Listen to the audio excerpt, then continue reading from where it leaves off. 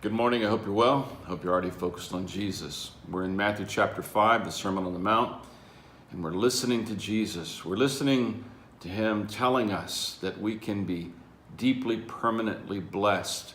He will take us from poverty of spirit all the way to great joy, even in the face of persecution. He talks about 9 experiences we have within ourselves, which will transform us into salt that preserves what is good and keeps the corruption out of society and out of our own lives.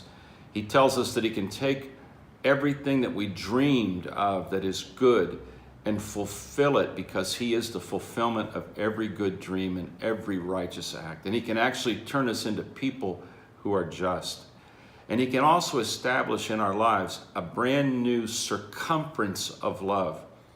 He can take away the limits that we have felt in our love and say to us, there is a kind of love that you can now live in my power, in my presence with me. And he is extending the circumference of love. To do that, he has to help us to see every human being with reverence and respect, and that we would see every human being not as they are, but as they can be if they are properly connected to perfect love, which is Jesus Christ. So he calls on us to see people that are around us, whether they're above us or below us in society, or they're equal to us in society, or whether they're masculine or feminine.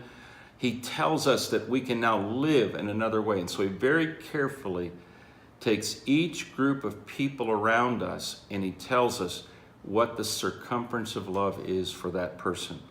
And so we hear these words coming from the mouth of Jesus in verses 21 and 22, where he says this: "You have heard that it was said of those of old, 'You shall not murder, and whoever murders will be in the danger of judgment.'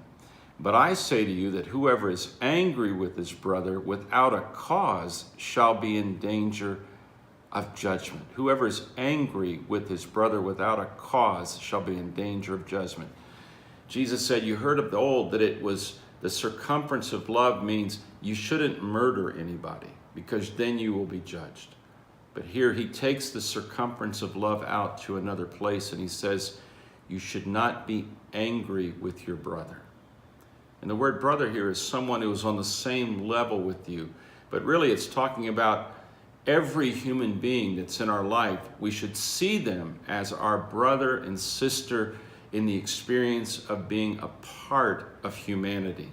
There is a sense in which I should look at every human being, no matter their tribe, their politics, no matter their language. I should sense a brotherhood with this person that should cause me to look on them and realize that I cannot give myself the right to have within me a kind of inner condemnation.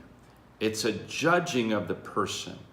And it is a continuous feeling that my world would be better if they did not exist.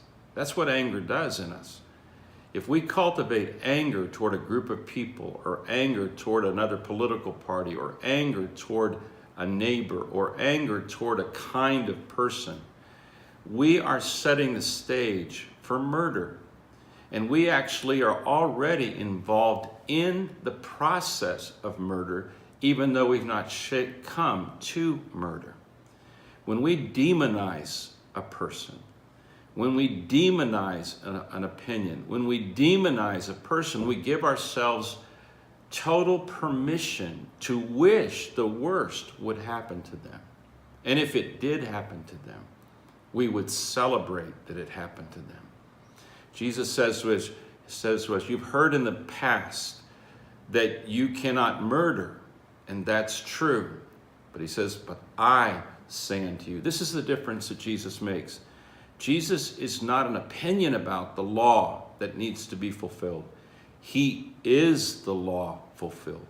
So Jesus had within him no trace of this temptation to develop anger, which demonizes another person or diminishes another person or gives to that person no value or very little value. Jesus did not do that, even toward his enemies, even toward you and toward me.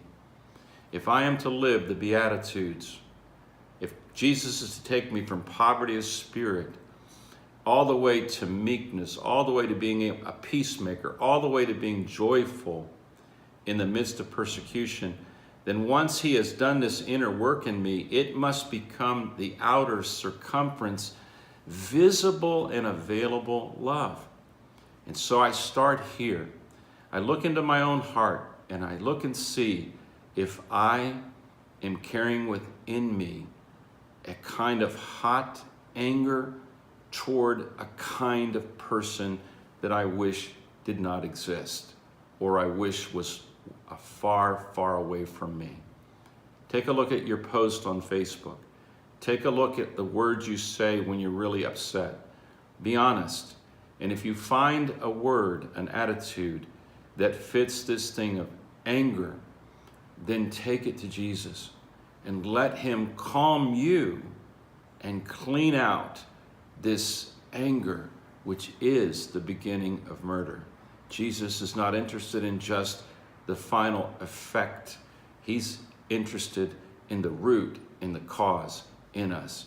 And he will accept nothing less than a perfected inner life, where in my inner life I catch the thoughts and I take those thoughts to him and I take it captive to him so he can cure me of any thought that doesn't match the circumference of love.